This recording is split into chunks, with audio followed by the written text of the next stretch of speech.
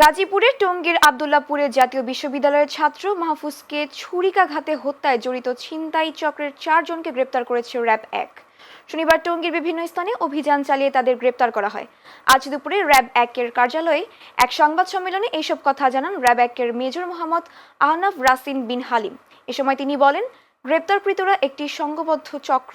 এর আগেও এই চক্রটির বিভিন্ন অপরাধের সাথে যুক্ত থাকার প্রমাণ মিলেছে। অভিযানের সময় তাদের কাছ থেকে ছিনতাইয়ে ব্যবহৃত মোটরসাইকেল, মোবাইল মানিব্যাগ সহ অন্যান্য আলামত জব্দ করা হয় বলে জানান তিনি। গত বৃহস্পতিবার জাতীয় বিশ্ববিদ্যালয়ের অধীনে অধ্যয়নরত হাতিম আলী কলেজের ছাত্র মোহাম্মদ মাহফুজুর রহমান নির্মম হত্যাকাণ্ডের শিকার হন।